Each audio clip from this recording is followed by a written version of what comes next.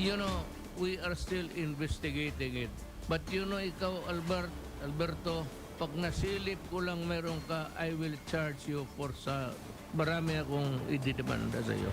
Ako, I have not, for the life of me, sued anybody, libel or anything.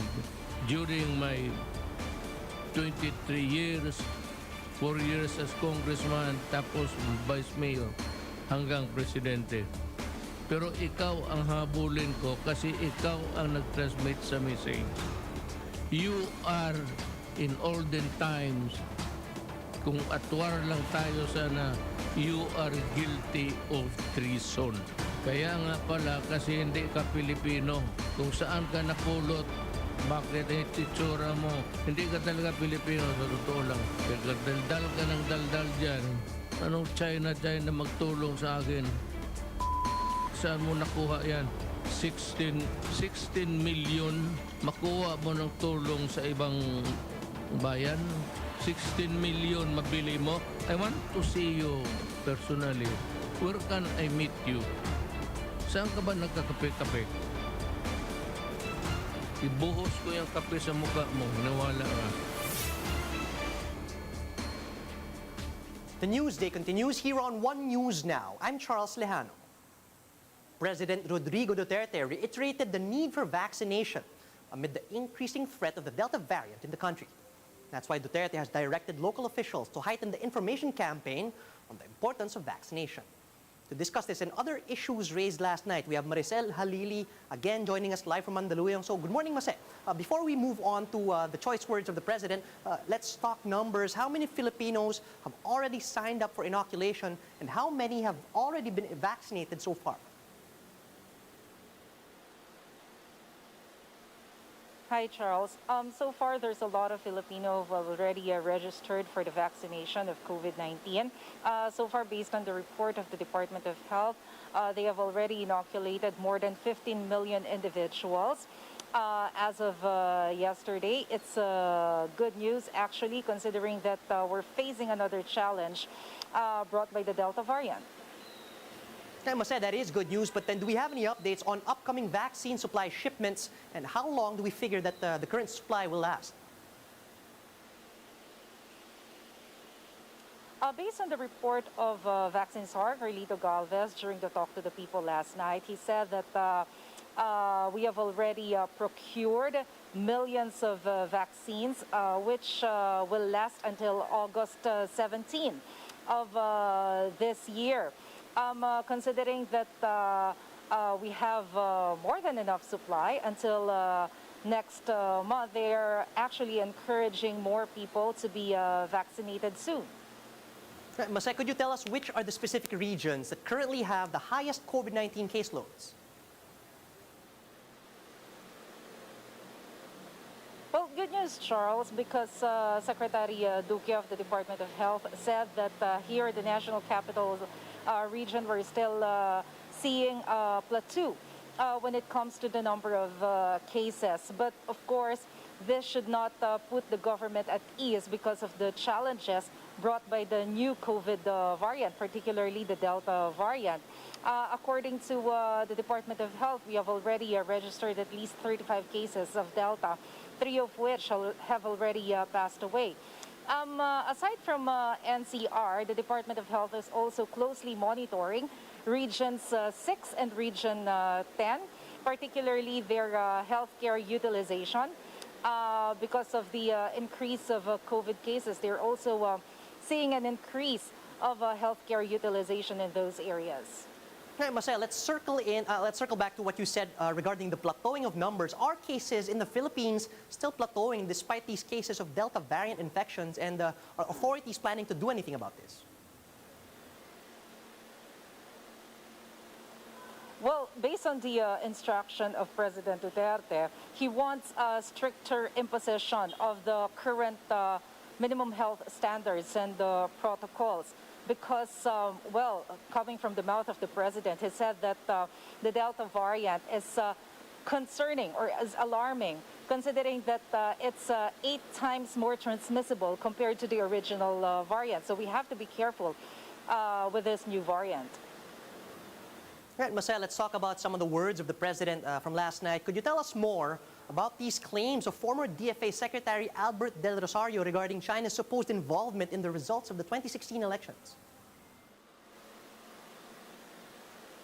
Well, Charles, if you recall last week, former Foreign Affairs Secretary Albert Del Rosario issued a statement saying that he received reports from China that some Chinese officials are saying that they have actually influenced the result of the 2016 elections, which actually resulted to President Duterte being the chief executive of the country. And of course, President Duterte, this statement does not sit well with President Duterte. He actually lambasted Foreign Affairs Secretary Del Rosario last night after hearing this issue. Yeah, we did hear earlier, Mased, that the president does intend to go after former Secretary Del Rosario, but then what does the government plan to do about Del Rosario's claims? That's the thing, Charles. Last night, President Duterte lambasted Secretary Del Rosario, but he did not explain the basis of such accusations. For example, when President Duterte said that former Secretary Del Rosario can face treason, he did not elaborate what's the basis of that particular case, if they are planning to file it against Secretary Del Rosario. Another thing, President Duterte also accused former Secretary Del Rosario that he is not a Filipino, but the president did not elaborate what's the basis of that particular statement. Except that President Duterte said that it seems that Secretary Del Rosario is not a Filipino based on his looks. But if you recall, I think that was last week, Presidential Secretary or Presidential spokesperson Harry Roque already encouraged the lawyers to look into the case of Secretary Del Rosario and look into the possibility that he has liability when it comes to the decision on directing our troops to pull out from the Scarborough Shoal.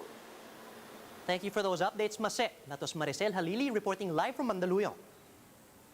A member of the country's vaccine expert panel said they're not yet considering giving booster shots to medical frontliners despite the emergence of local Delta variant cases. On One News' The Chiefs, Dr. Jean Solante said booster shots are still not recommended even for frontliners, as the priority for now is vaccinating the majority of Filipinos. For the expert, 2 doses of any vaccine brand would be enough for now to enhance the immunity of both health workers and the general population against COVID-19 variants. Solante also explained that booster shots will only be considered once these are proven effective and if deemed necessary based on the rate of breakthrough infections in the health sector. And I would presume our breakthrough infection is really low compared to Indonesia or even Thailand. Okay? And that's why our recommendation is still, we are good with the 2-dose Sinovac, and we will wait for the data to come in, the overall rate of the breakthrough infection. We'll come to that once we really see that we need a booster. But for now, I think it's not there's no indication yet to give boosters, especially for the healthcare workers. The Philippine Genome Center says it can sequence about 750 samples of COVID-19 positive patients per week. Speaking with the big story, UP NIH Executive Director Eva Maria Cotyonco Dela Paz said they can still ramp up sequencing to up to 1,500 per week if necessary. But Dela Paz pointed out that not all samples from COVID-19 positive patients get selected for genome sequencing. We select which ones go into a run. In a country such as ours, where we have limited resources, we need to do this in a very smart way. And even countries outside of the Philippines, even the United States, they do have a fragmented sequencing system. We really just need to be able to select the samples that go in a sequencing run, and we're prioritizing also like active cases.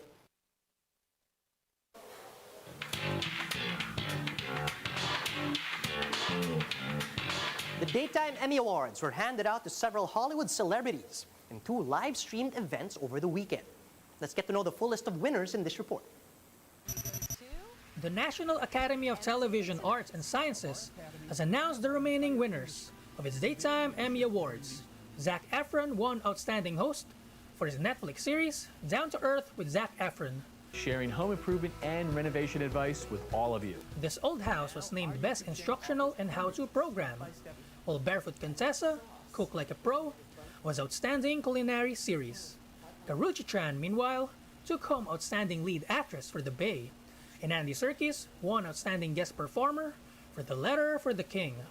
The Daytime Emmys also served as a love letter to the late Alex Trebek of Jeopardy! Alex posthumously won his third straight game show host plum, his sixth overall. He was nominated a record 32 times in his 37-year career. Jeopardy! Was also named Best Game Show. Alex's children accepted the awards. For as long as we can remember, he was always so proud to be a part of Jeopardy! He was always excited to go to work, even during his battle with cancer. He was so fortunate that he was able to do what he loved. Nick Garcia, We Are One News. And those are the top stories at this hour. Join us later at 12 noon as we continue to monitor the day's biggest stories. You can also catch One News on Signal Play. Register for a free account at www.signalplay.com so you can stream One News live anytime, anywhere. I'm Charles Lejano. Mask on, wash hands, and stay safe, Philippines.